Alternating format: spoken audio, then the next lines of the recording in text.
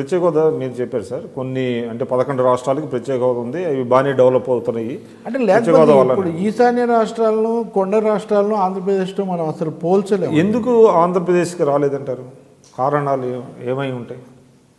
నిర్లక్ష్యము, ఒక విధంగా వాగ్దాన భంగం అంతే. అంతకంటే బీజేపీ యొక్క రాజకీయ వాగ్దాన భంగం, విశ్వాసఘాతుకత్వం తప్ప దీనికి వేరే కారణమే ఉంది.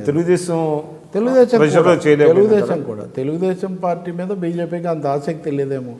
వాళ్ళు విశ్వాసం అన్ఫెయిత్ఫుల్లీ యువర్స్ అన్నట్టుగా వాళ్ళిద్దరు కలిసి పరిపాలన చేస్తున్నారు, కానీ ఒకరి మీద ఒకరికి ఆసక్తి లేదేమో. అసలు బీజేపీ వచ్చిన తర్వాత మాణిక్ సర్కార్ చెప్పేది అది, త్రిపుర ముఖ్యమంత్రి ఈ ప్రభుత్వం రాష్ట్రాల మీద దాడి చేస్తుంది, రాష్ట్రాల వనరులను కోతకొస్తుంది, ప్రణాళికా సంఘాన్ని ఎత్తేసి నీతి ఆయోగ్ పెట్టి ఇదంతా చేయడం ఇది ఒక పెద్ద దగ. వాస్తవానికి ఇప్పుడు ఇదివరకు రామారావు, జ్యోతిబాసు, హెగ్డే లాంటి వాళ్ళు ఎంతో పోరాటం చేసేవాళ్ళు రాష్ట్రాల హక్కు, సమాఖ్య సర్కారీ కమిషన్ కూడా వేశారు. ఇప్పుడు అదంతా వెనక్కుపోతుంది. మీరు రాష్ట్రాల హక్కులను హరించడమే. సింగిల్ మార్కెట్, ప్రపంచీకరణలో గ్లోబల్ మార్కెట్ లాగా ఇండియా సింగిల్ మార్కెట్గా ఉండాలి. అందుకోసం జీఎస్టీ పెట్టాలి. రాష్ట్రాల ఆదాయ వనరులు, రాష్ట్రాలు ఏం పన్నులు వేసుకోవడానికి లేదు, నీవు ఉదాహరణకు కేంద్రమే వేయాలి. ఈ కోణంలో భాగమే ఆంధ్రప్రదేశ్కు ఈ నిరాకరణ. దీని మీద తెలుగుదేశం చేయాల్సినంత కాదు కదా, కనీసంగా కూడా వాళ్ళు పోరాటం కానీ ఒత్తిడి కానీ ఎందుకు రాజీ పడ్డారంటారు? అంటే మీ విశ్లేషణ ఏంటి? అంటే వీళ్ళు ఏదో కొంతమంది పార్టీలు చేస్తున్నట్టుగా ఓటుకు నోటు కేసును, అది ఇంకేదైనా అది కారణం అంటారు, ఇంకేదైనా కారణం ఉండొచ్చు. అంటే ఓటుకు నోటు మీద అయితే కేసీఆర్తో రాజకీయ తప్ప కేంద్రంతో సమస్య కాదు కదా. వాస్తవానికి చంద్రబాబు నాయుడు ప్రభుత్వానికి, ముఖ్యమంత్రికి కూడా ఈ ప్రభుత్వ రంగంలో నిధులు రావడం, ప్రభుత్వ రంగ పెరుగుదల, వీటి మీద వాళ్ళకి పెద్దగా ఆసక్తి లేదు. కార్పొరేట్ రంగము, విదేశాలతో సంబంధాలు, దీని మీదే వాళ్ళకి ఎక్కువగా ఆసక్తి. ప్రైవేట్ పెట్టుబడుల మీద వాళ్ళకి చాలా ఎక్కువగా ఆసక్తి. దానికి కూడా దోహదం చేస్తుంది కదా ఏది ప్రత్యేక హోదా చేస్తుంది, కానీ దానికోసం రాజకీయ ఘర్షణ పడడానికి వాళ్ళు సిద్ధంగా లేరు. ఉదాహరణకు బీజేపీకి, తెలుగుదేశానికి పొత్తు కుదిరింది అనుకోండి, ఈ పొత్తు మీదే భిన్నాభిప్రాయాలు ఉన్నాయి. కొన్ని ఆర్థిక శక్తులు, కొన్ని కార్పొరేట్ శక్తుల ప్రాబల్యం వల్లనే వీళ్ళిద్దరు చేతులు కలిపారు తప్ప నిజంగా ఇష్టపడి కాదని ఒక అభిప్రాయం బలంగా ఉంది. రాజకీయ అవసరాలు, కార్పొరేట్ ఒత్తిళ్లు. అదే కార్పొరేట్ శక్తులు ఇప్పుడు తెలుగుదేశం, బీజేపీ మీద ఘర్షణ పడ్డాన్ని వాళ్ళు అనుమతించరు. ఈ రెండు ఇలాగే మాట్లాడుకుంటూ వెళ్ళాలి. వెంకయ్యనాయుడు గారు ఒకటి మాట్లాడతారు. సో ఒక టాక్ అయితే ఒకటి ఉందండి. అంటే ఇప్పుడు మీరు చెప్పారు ఈశాన్య రాష్ట్రాలకి, మిగతా మొత్తం 11 రాష్ట్రాలకి ప్రత్యేక హోదా ఉంది, దానివల్ల అవి అభివృద్ధి చెందుతున్నాయి. ఆంధ్రప్రదేశ్కి అయినప్పటికీ కూడా వాటికి ఉన్న పరిమితుల దృష్ట్యా అవి పెద్దగా డెవలప్ అవ్వలేకపోతున్నాయి.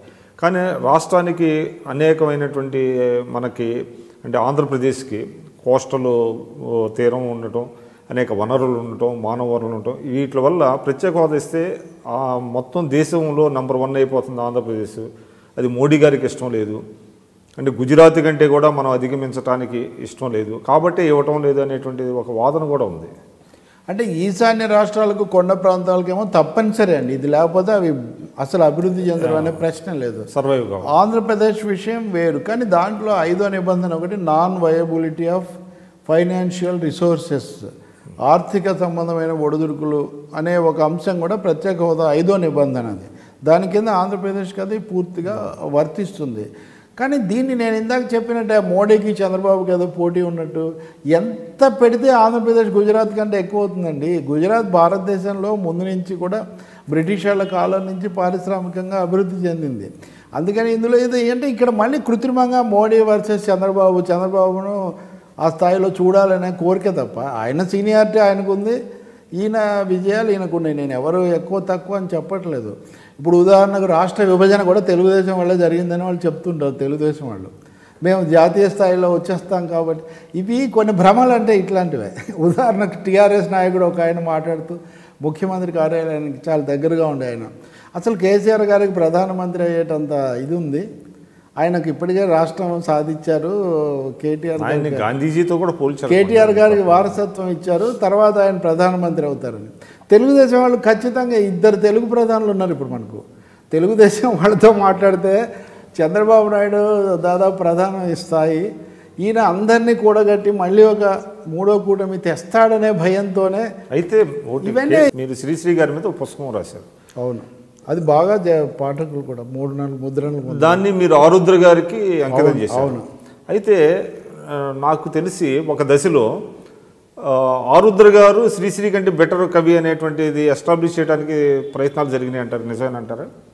అంటే ఆరుద్రేమో ప్రధానంగా పండితుడు, పరిశోధకుడు అండి. ఆరుద్ర త్వమేవాహం రాశారు ఉదాహరణకు. త్వమేవాహం త్వమేవాహం ఆ పేరు శ్రీశ్రీ పెట్టాడు. ఆయన తెలంగాణ పోరాటం మీద రాసి